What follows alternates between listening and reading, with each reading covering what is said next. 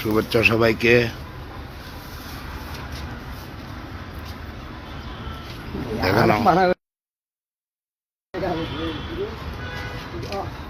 শরণ ভাইয়ের কাজ শুরু হয়ে গেছে, মুরগির ঘরের কাজ। দেখেন শোভন ভাই কি করতেছে।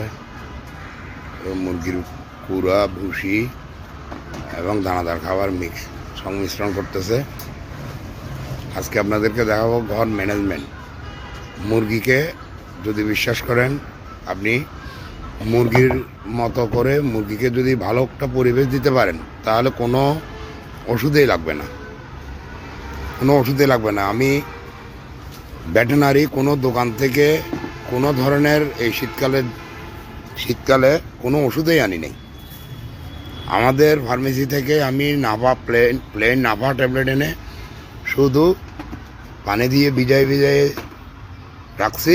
আর শোভন ভাই এগুলা মুরগির সাথে, খাবারের সাথে মুরগিকে খাওয়াই দিছে।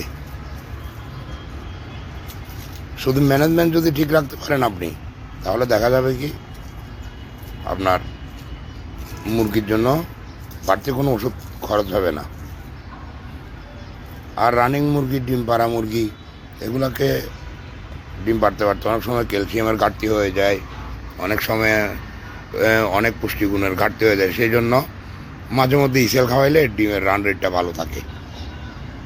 তারপরে থায়োবিন খাওয়াবেন, থায়োবিন সাথে লাইসোবিট, তারপরে এনআসি, ভিটামিন জাতীয় এই যে লেবুর রস, এইসব জাতীয় এগুলা খাওয়াইলে পরে মুরগির জন্য তেমন আর কোনো বাড়তি চিকিৎসা নিতে হয় না।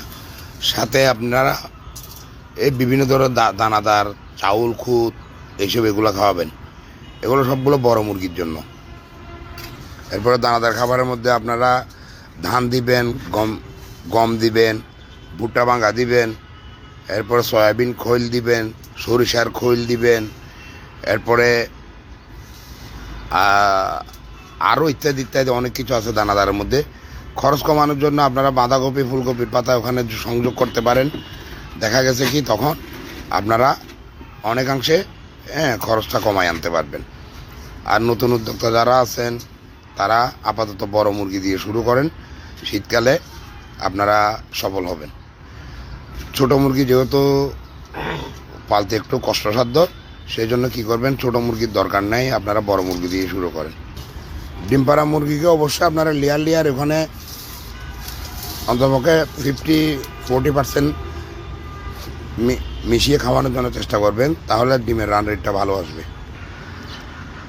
এই যে মুরগির ঘরে এখন বন্ধ, মুরগির ঘর দেখেন, মুরগির ঘর এখন বন্ধ। ওরা ভিতরে ছিল, পুরো রাত্রি ছিল যে ওখানে একটা অ্যামোনিয়া গ্যাস হয়েছে। সেই অ্যামোনিয়া গ্যাসটা অবশ্যই তাড়াইতে হবে। যে অ্যামোনিয়া গ্যাস দিয়ে আপনাদের গ্রাম অঞ্চলে অনেকেই মুরগির খামার থেকে বায়ু গ্যাস সৃষ্টি করে, ওখান থেকে অনেকেই রান্নাবান্না করতেছে। সুতরাং যেহেতু ওখানে অ্যামোনিয়া গ্যাস থেকে রীতিমতো গ্যাস নির্গত হয়, তো ওখানে যদি বেশি করে আপনার গ্যাস জমে যায়, তাহলে তো মুরগির জন্য সমস্যা। তো আজকে দেখাবো আপনাদেরকে মুরগির ঘরের গ্যাস তাড়ানোর জন্য কি করে শোভন ভাই। আমাদের বিখ্যাত শোভন ভাই কিন্তু এগুলোর জন্য খুবই ওস্তাদ, এগুলা খুবই মনোযোগ সহকারে সেটা মাথায় রেখে করে, যেহেতু মুরগি যাতে করে কোনো অসুস্থ না হয়। অসুস্থ হলে তো সমস্যা, সেই জন্য সেটা আমাদের বিখ্যাত শোভন ভাই কিন্তু মাথায় রেখে ঘরটা কী করে আপনাদেরকে দেখাবো। চলেন দেখেন, শোভন ভাই এখন মুরগিগুলো ছেড়ে দিচ্ছে। অ্যামোনিয়া গ্যাস ওখানে যে সৃষ্টি হয়েছে সেগুলোকে কীভাবে তাড়ায় সেটা দেখাবো। চলেন। আপনারা যে কোনো মুরগির যদি রোগ হয়, আপনারা দয়া করে কি করবেন, ভেটেরিনারি ডাক্তারের সাথে পরামর্শ করে যে কোনো চিকিৎসা ওষুধপত্র নেওয়ার জন্য চেষ্টা করবেন।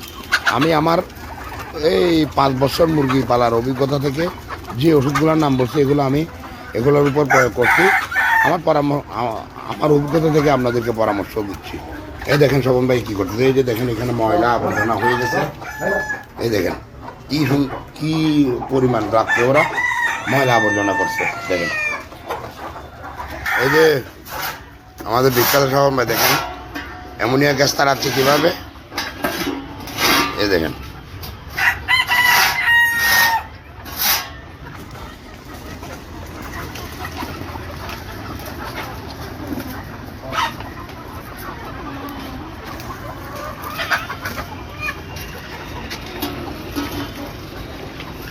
এই দেখেন এই গ্যাস কীভাবে তাড়াচ্ছে শোভন ভাই, এই দেখেন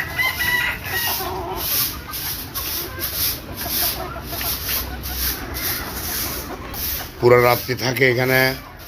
তারা মুরগিরা যে মুরগিগুলো থেকে যে বিষটা বের হয়েছে সবগুলা এলোমেলো করে দিবে। এখানে ঝাড়ু দিয়ে স্বপন ভাইয়ে একদম সব কিছু একদম নেড়ে চেড়ে দিবে যাতে করে গ্যাসটা চলে যায়।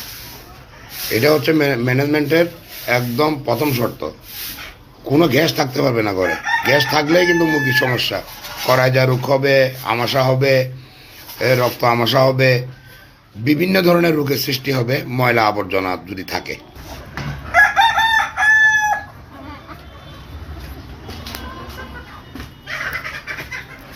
আর এদিকে দেখেন ডিম একটা পারছে এখানে, একটা এখানে পারছে।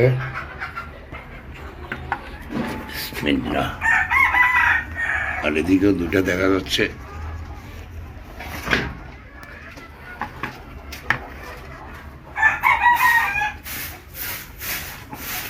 এই দেখেন স্বপন ভাইয়ে কি করতেছে দেখেন,